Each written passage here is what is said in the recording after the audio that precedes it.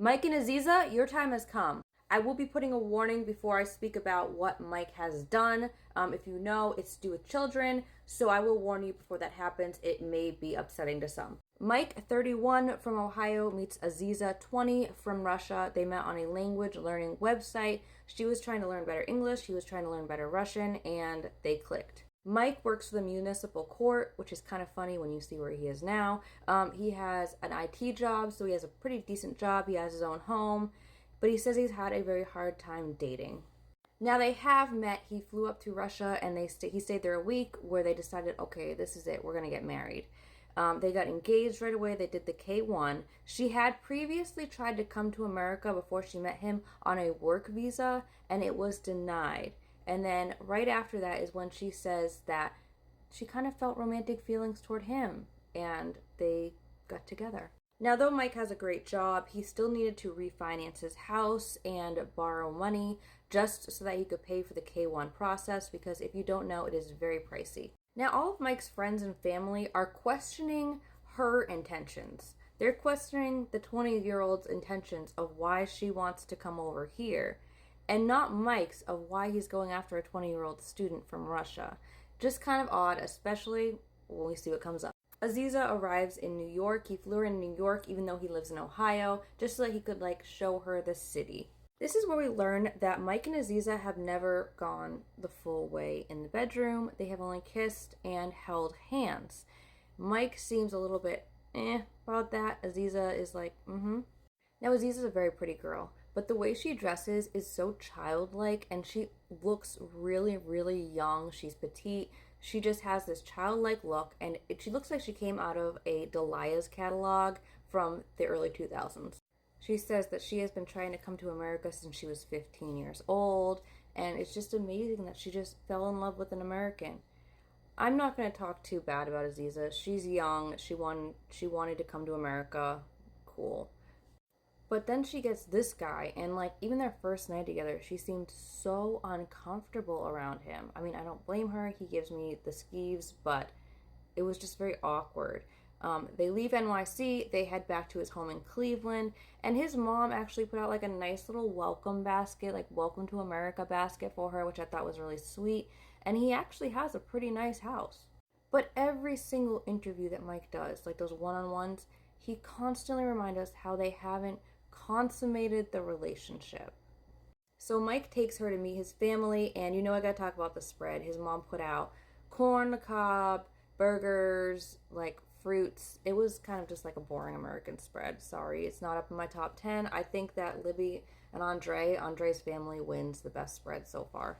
But apparently Aziza has a phobia of eating around people she doesn't know, so she kind of just sits there awkwardly, and Mike's mom's over there you gotta eat, make her eat, And thankfully though, he was like, no, I'm not gonna make her do anything she doesn't want to do. She does not want to eat, I am not going to make her eat. But it was awkward. We get another one-on-one where he talks about how they haven't slept together yet, and then she mentions that she wants to get on birth control first, which, that's a good girl. Good thinking. But he calls her uptight because of that. Because she wants to be safe. They start wedding planning, and he takes her to this restaurant, and I'm going to agree with her on this. He thought she was being picky, but that restaurant looked like something for a 50th anniversary. An older people's gathering. Anyway, there's a huge spread of food for them to try if they want to have their wedding there, and of course she doesn't eat. She excuses herself to the bathroom. She's not trying any of the food. The whole place is just a big no, and he was kind of upset by that, but he got over it. So at this point, she's been there for about 2.5 weeks, right? And Mike calls her down to a bar down the road. He's out there flirting, full-on flirting with 2 women. And she shows up and she's like, what the hell? It was very upsetting to her. It was so disgusting. He's like, oh, she gets jealous. Meanwhile, he's just being a total creep loser. But his being a total creep makes her say that, oh no, I could lose him. So they finally consummate the relationship because of it. And I just thought that was so gross. Not on her part, on his part. They talk about their bachelor and bachelorette parties, and she communicates very well what she doesn't want. Please no lap dances. Please no girls. Please be respectful to me. I wouldn't do this to you. Like, and he's like, we'll see. I can't help what my friends do. No, sir, but you can help what you do. Now, his family and his friend's wife or whatever, is trying to like get to know her. So they take her to do her wedding makeup trial. And the whole time she's getting her wedding makeup done, they're just sitting there talking shit about her. It was awful. I did not like his friends or his family. So his mom, sister, and the friends that she doesn't really know take her out for her bachelorette party.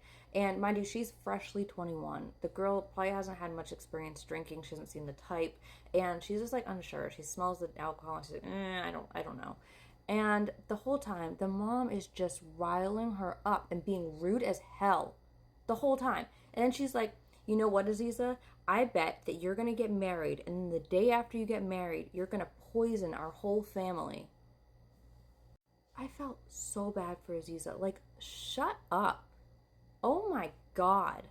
They kept going, and eventually she starts crying, and they're like, oh my God, wait, she's showing emotion. She actually loves him. Oh my gosh, I'm so sorry. You aren't sorry. You're sick. So she goes home, and the next day, Mike is telling her about his bachelorette party. And he's like, yeah, I was talking and having fun with girls. He tells her this, right? And I'm starting to think that he's telling her this and doing these things so that she will sleep with him. I really can't think of any other reason why he would like brag about it other than being a sick, twisted individual. So sadly, as the wedding approaches, Aziza finds out that her mom and dad cannot make the wedding. Their visa was denied. And it was so sad. Because I feel like if they went there, they'd be able to like see something or like, have that mom intuition like, maybe this isn't the best idea. The wedding day comes and she's so upset. She's so upset. She wants her family there. I feel like the nerves that she was feeling about marrying him were really her like womanly intuition saying don't do it. I truly thought she was gonna run. But she was absolutely beautiful. The ceremony was beautiful. She seemed to have a really good time. And then that's the last we saw of them on the show. They had a baby together in 2019. I think they're at 11 years together.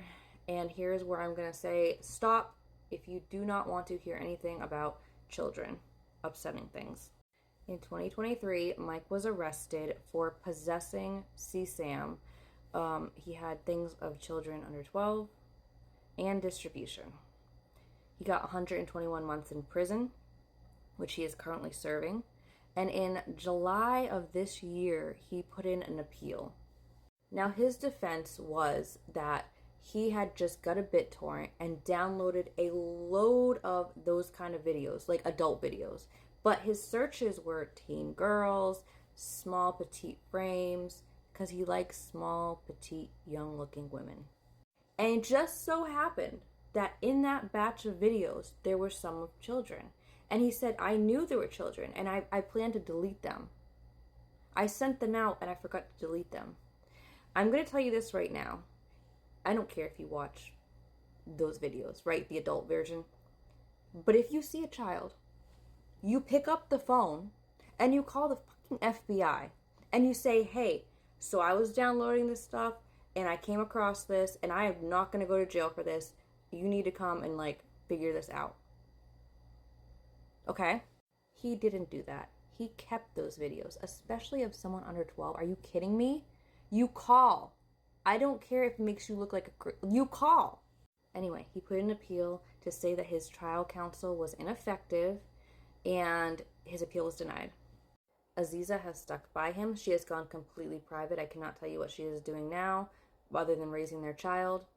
But he is serving 121 months. I forgot what year he gets out, but it's like 9 years now he has left. I also want to say rest in peace to his sister Amy, who you saw on the show. She was very young, but she passed away last year. Aziza, I hope that you just go back to Russia or go somewhere. Do not communicate with this man. Save your child. Get the hell out. Mike, I hope you rot for the rest of your life.